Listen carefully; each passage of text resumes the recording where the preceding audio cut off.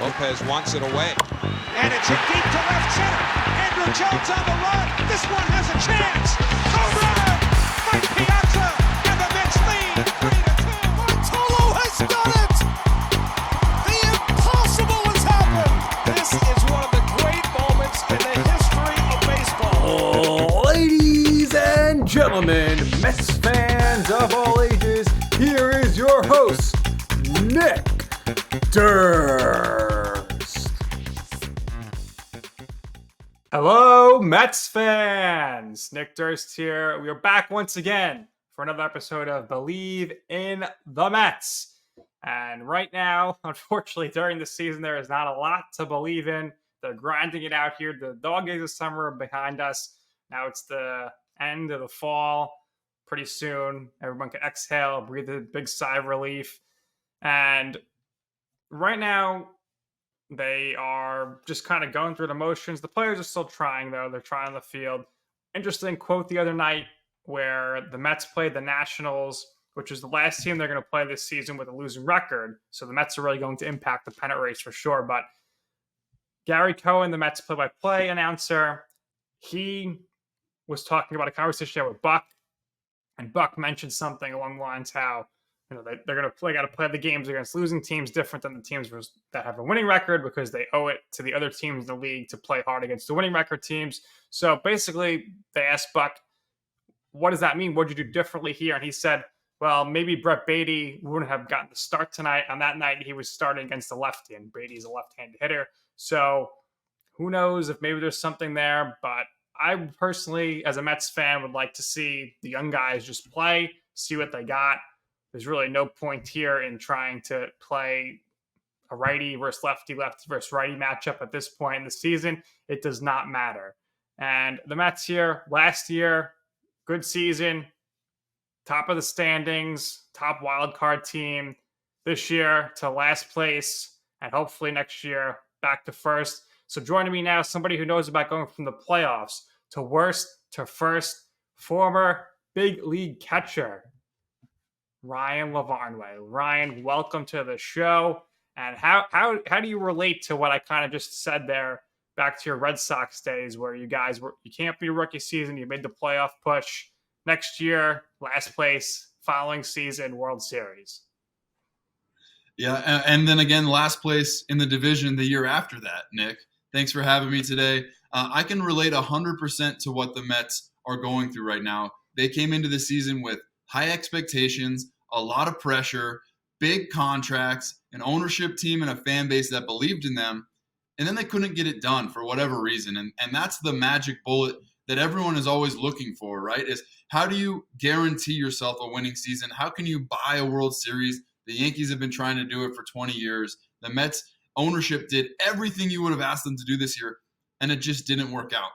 So how can they take this last month of the season and still build for the future, still get benefit out of it? And I'm working with the Colorado Rockies broadcast team right now. They're going through the same thing. The Rockies had lower expectations this season. You know, the ownership of the Rockies before the season started said, I hope we're a 500 team. That's a different place than the Mets started. But right now they're in the same place where at the trade deadline, they were sellers. All the big contracts, all the veteran guys that aren't the future of the organization are gone. It's time to let the young players play, see who's got it, who's going to survive and thrive at the big league level. And then you're playing against teams that are in the playoff hunt. So you're still going to play meaningful baseball, even if it's not meaningful for your team making the playoffs this year. So being in a clubhouse after your team is a seller, coming off really high expectations, what's that like going through the rest of the season where you know, okay, the talent's really not going to be here for us to totally compete? How do you grind it out there the last 2 months of the season? Well, I think there's three distinct groups that people fall into. The coaching staff will be looking over their shoulder a little bit because in the big leagues, it's about winning and it's about getting the job done. If you lose, somebody's head is going to roll. So the coaching staff is going to be trying to do their best, make themselves useful, and make an argument for why they're still building for the future. Then you have the veteran contract players that are still around and didn't get traded. They didn't get sold at the deadline, and they are now living through the growing pains of a rebuilding phase. So those guys are getting their reps. They understand that they're playing for their next contract, even if these games don't matter. They've already established themselves. They've already made some money. They were hoping to play meaningful, winning games this year. But now they need to take on more of a leadership role for the young guys. Show them this is Mets baseball. This is how we do things. This is how we're going to win. This is how we've had success in the past. This is how I survived at the big league level. How can I help you? And then you have those young players that are trying to establish themselves, that are trying to prove I belong here. I'm not going to drown in the pressure and the competition level that is big league baseball. And they need to find a way to get comfortable, to say, okay, maybe we're out of it, but this is my opportunity to establish myself. This is my opportunity to cement myself in this lineup and force the hand of the coaches and the front office staff and ownership to make me be on the opening day roster next year, make me be part of the plans going forward, and I'm going to be part of the next winning team that we have in this franchise. Absolutely. Very well said. And there are different groups there. So how do you act in the clubhouse where, sometimes there's players, like you mentioned, you think they're going to get traded and they aren't traded, or people aren't traded. Then later on, there's rumors that the team was listening to trade rumors on the trade discussions on this player. So, like, for example, with the Mets here, it came out recently that the Mets were fielding calls to trade Pete Alonso. I think trading Pete Alonso, maybe you get a big return, but how are you replacing a guy who's going to hit 40 home runs and drive in 110 every year? And keep in mind, Ryan, that this year he's currently, I think, 1 home run behind Matt Olson for the MLB lead, and he's second in RBI, but he missed, I think, 15 games because he got drilled in the wrist by Charlie Morton. So how does a player's mindset change in the second half where your team sells and then either A, you weren't sold and you thought you were going to be, or B, you weren't sold, then you find out that maybe, you were closer to moving than you thought? Yeah, so that's a hard conversation to have, but nobody is better equipped to have that conversation than Buck Showalter, who is at the helm. He's the stalwart. He's the guy that everybody can believe in and trust. I personally was told by the team I was going to be traded to that I would be on their team by the end of the day one time, and then the trade fell through.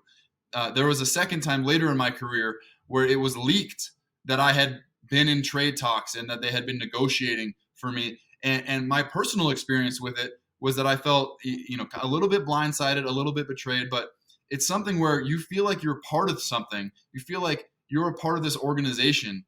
And then you start to understand, but baseball is a business. Baseball as a sport, baseball as the camaraderie, baseball as the we're all going to war together. That's one part of it, and the business of baseball is totally separate. So I think the players that understand it's a business, you're not going to take it personal, but you do want to feel like I'm part of this. I'm giving my heart and my soul to this team. I feel like a member. I feel like brothers with these guys. So you don't want to feel like they're thinking about trading you away. Absolutely. So you mentioned Buck Showalter. You briefly played for him with the Orioles. What was it like having him as the skip? Buck is my favorite big league manager that I've played for. Him and Terry Francona as a very close second. But I've played for 12 big league managers, so I have a pretty big sample size. And the thing that really makes Buck stand out as my favorite is that I was the last man on that roster for the Orioles in 2015. I was the 25th guy on a 25-man roster. I was with the team for 60 days. I think I only played 9 or 10 games. But every single day he went out of his way to make sure that he talked to me. Every single day he went out of his way to make sure that I felt like I was an important member of that team. And similar to how we were just talking about guys feeling with the trade deadline, he made me feel valued. He made me feel like my place and my role on the team was important. And we talked about baseball, right? Because we're baseball players, we're brothers. We want to feel like we're in it. And Buck Showalter is always really quick to give credit and really quick to accept blame. You hear him talk about it. When we're winning, it's because we have good players. It's not because I'm an amazing coach that motivated them or made the right moves or put the right lineup together. It's because we have great players. And when something goes wrong, he's the other way, right? well, we could have coached that better. We could have prepared our players better. And he takes that. And the players feel that, right? Even though Buck is talking to the media, even though he's talking to the press and the fans, he's talking to the players also. And I think he understands that, and the players really respect him for it. I know I certainly did. Absolutely. And that's why we heard maybe earlier this season, Buck has lost the clubhouse. I doubt it. I highly doubt that. And there were so many veterans in there. And how does that work, Ryan? Is there a lot of interaction usually with the manager dealing with the clubhouse drama, or are the veterans policing that out? In my experience, a lot of so-called clubhouse drama can be filtered out, or it can be made like a larger issue by the media, because the media is in the clubhouse for an hour before the game and 45 minutes, or an hour before the game and 45 minutes after the game. They're not there for the whole time. They're not there in the heat of the moment. They're there after things have cooled down a little bit or before the heat of battle. So the good managers that I've played for, they talk to all the players individually, but the clubhouse culture is really handled by the veteran players.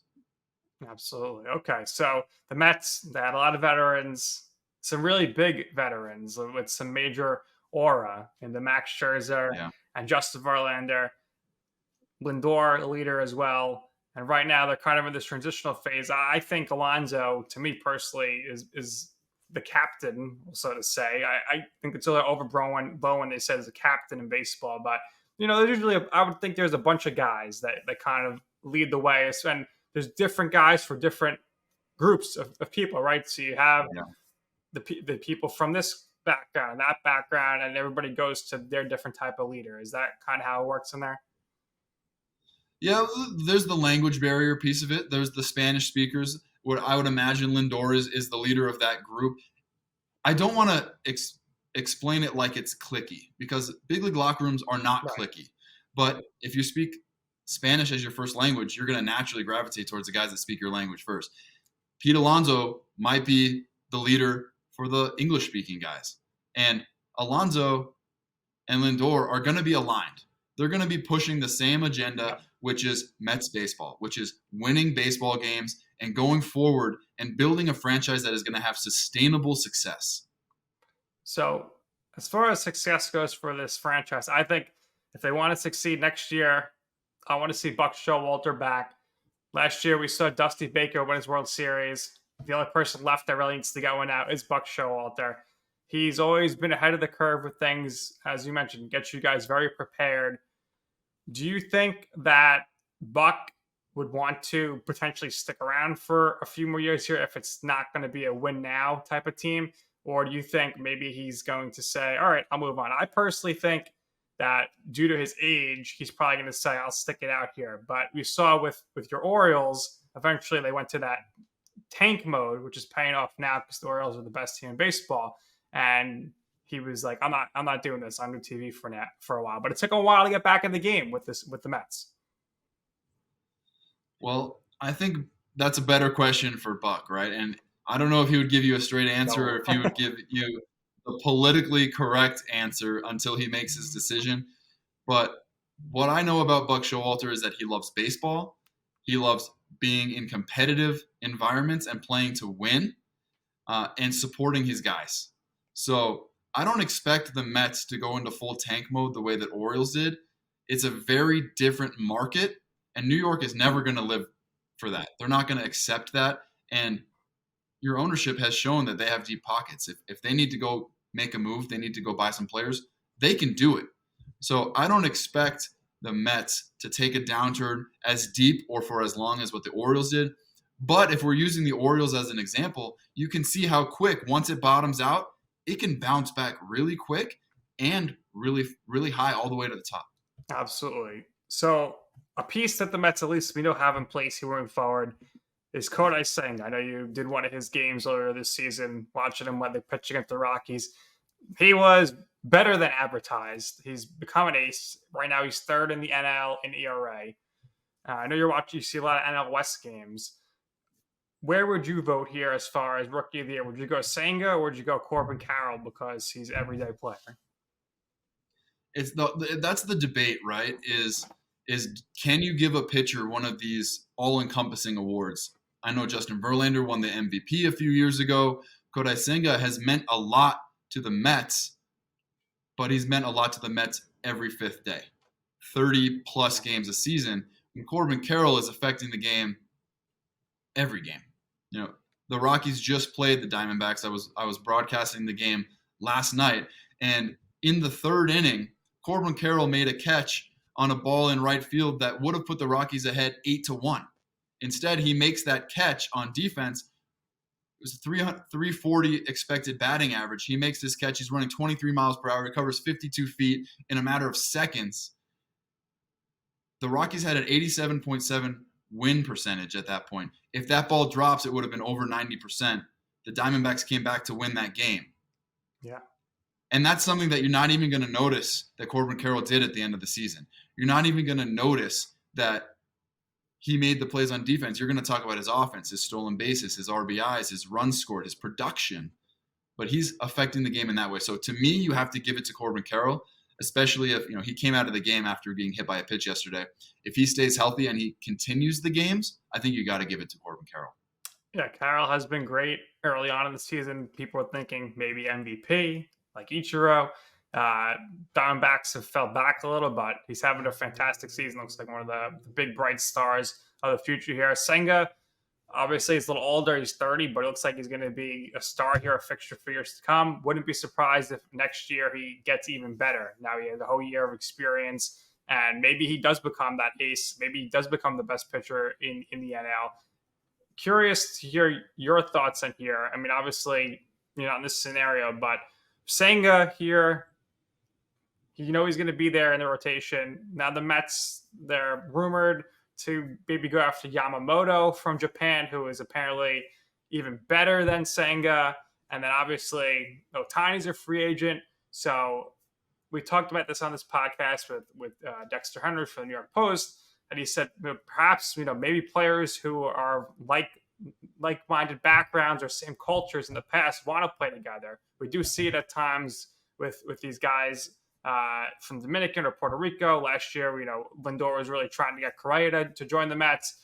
So speaking from your experience here, Ryan, if you had this big market here, would you be looking to maybe go play with players or had some familiarity with? Or are you going to strictly keep it to a business perspective, or I'm going to win? Well, that's an interesting perspective that I hadn't thought of. The New York market really capturing the most popular, most talented Japanese players could be incredible. That is a marketing opportunity that if any ownership team was going to take advantage of, it would be the Mets ownership team. So that's really interesting. But like you said, not only are they very popular, very marketable players where you're going to make a ton of money on the merchandise sales, on the TV contracts, on the ad sales, but they're also really good pitchers.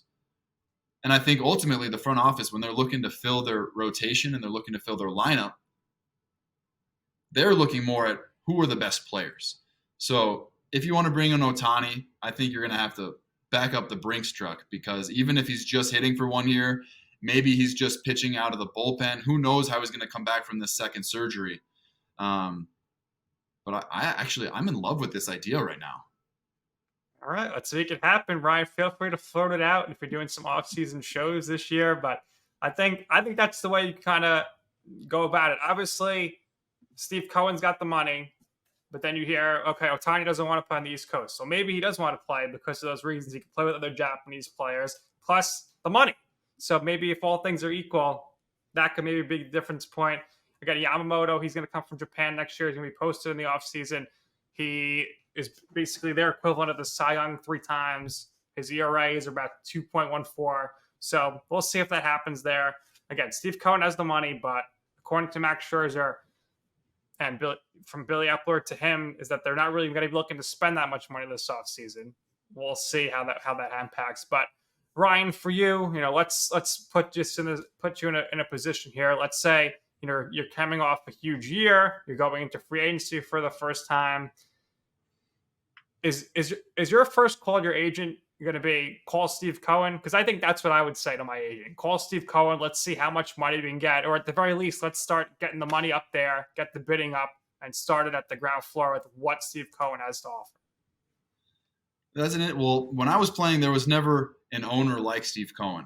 And right. players have been dying for a guy like Steve Cohen to come into the game for a long time.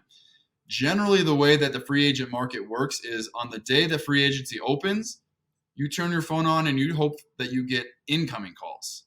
Players aren't pursuing specific teams, but if they were going to pursue specific teams, you have to decide, am I trying to set up generational wealth for my family, or is a free agent contract going to set me up no matter what, and I want to go somewhere where I can win? And you know that there's different players that have the different perspective. And personally, I was all about winning. I never had a lot of options, right? It was, I would receive one incoming call, maybe two. But these guys that everybody's going to want them, if we can have what happened in the NBA happen in baseball, where we start having players talk to each other, hey, where do we want to go? Because we think we can build a core of a winning team. That would be really interesting, because Steve Cohen has proven that if there's a core group of guys and there's some specific impact players that he thinks can come in and make this a winning team, he'll do it. We'll see. I think it's going to be very interesting to see this offseason what Steve Cohen does. Last year, he spent a lot of money, but a lot of it was actually on bringing players back. They extended McNeil. They gave Nimmo this huge 9-year deal. The Rockies were rumored to be going hard after Nimmo, so Cohen had to up the ante there. And he did the short-term deal with Verlander, which he had to do with DeGrom going to Texas. So he spent, and it didn't really work out this year. So we'll see if he gets antsy in the offseason. It's like, this guy wants to play for me? Okay, we'll make it happen. So it's going to be curious to see how that plays out. Last thing here I want to talk to you about, Ryan, would be Francisco Alvarez. He's having a great rookie season. He's got a chance here to break the all-time single-season rookie home run record, which was set by Johnny Bench. And this season, he started in the minor leagues. Buck Showalter said in the beginning of the season, well, if all goes well, maybe, the best we could hope for is we'll see him in September. He got to come up immediately because Omar Narvaez got hurt. Thomas Nido was not able to hit at all. And Alvarez, his average is struggling, but he's got the power numbers, got the RBI. At some points, he did carry the team. So Alvarez, much like you, his MO coming up through the system was he could hit, but he cannot defend. He's proven that he's got a quick release, and he has been able to call games. At first, he got called up, and the talk in the New York media was the pitching staff doesn't trust him. They rather pitch to Nido, even if he's not going to give them offense. But he kind of earned that trust, and he became Max Scherzer's personal catcher. He caught Justin Verlander. And for a rookie to step in and you're going to have 2 Hall of Famers on your staff, that's asking a lot. So how did you go about earning the trust of the veteran pitchers when you had your first season in the majors? Well, Nick, it's a hard thing to do, especially when they have a player that they are used to, a player that they've become really tight with and trust. But when you're that rookie guy, you need exactly what happened for Francisco Alvarez to happen. You need one pitcher to take you under their wing, show you that they trust you, and let the other guys see the light. Right? For me, I had Kevin Millwood. Kevin Millwood took me under his wing. He would call pitches to me from the mound. Right? As soon as the batter looked away, he'd flash one of these, or he'd go like this with his head. And I felt like I was a baby deer being led through the woods by his mama deer, right? And he showed me the way. This is how you call pitches at this level. He talked to me. On a minor league road trip, we didn't take the bus. He hired a limo, and we took a limo so that we could talk. You need a guy like that, like Max Scherzer did for Francisco Alvarez. Say, hey, this is how we pitch at this level. This is what works for me. This is what I need from you. I need you to set up your target early. I need you to be lower. I need you to be more demonstrative with your body language. And then the rest of the pitchers are like, hey, I really like what he's doing with Max. I really like the way he's doing that. I really like the way he's calling pitches. And that's how you start to earn the trust. But like I said, I think he needed Max Scherzer to do that. And good on you to Max Scherzer for taking him under his wing, because Francisco Alvarez is going to be a really good player for a really long time. Yeah, I would think the way he's hit so far, he's probably going to be an all-star at some point. Not too many catchers are going to finish the season playing 110 games, hitting 30 home runs and knocking in 50 to 60 runs. That's big numbers for a catcher, especially in a rookie season. But as you know, with the hitting, once that off-speed stuff comes into play in the next season, you maybe got to rework your game. So how do you think he can maybe keep up those power numbers and potentially raise his average? Because at some point he was batting around 260. Now he's batting around 212. Well, anytime that you're in the conversation with the same name as Johnny Bench, you're in a good place. He's proven he's got the power numbers. Typically, the average comes before the power in a player's development. But at 103 games, you know that the league already has a scouting report. The league has already made the adjustment to Francisco Alvarez. Now it's his turn to make the adjustment back. He said he's caught 103 games this year. That is a ton of baseball. I guarantee you his legs are tired. I guarantee you his back is a little tired. The offseason is going to benefit him. He's going to get back to full strength. He's going to have the experience of 110 games under his belt. And he's going to come into next year knowing what he needs to work on, knowing how the league thinks they can get him out. And with that arsenal of information, he's going to be able to make his adjustment back to what the league has adjusted to him. Looking forward to seeing what the future is for him. And Ryan, what was your offseason routine when you were under contract and you knew which team you're going to be on next season? How do you go about preparing for the season? And do you stay in contact with any of your pitchers or anything like that? Yeah, you definitely stay in contact with your guys. I would typically take 2 weeks off, maybe 3, not do anything. Maybe go out, go on some runs, flush it out, but not lift, not pick up a ball, not pick up a bat. You really need to recover from the marathon that is the baseball season.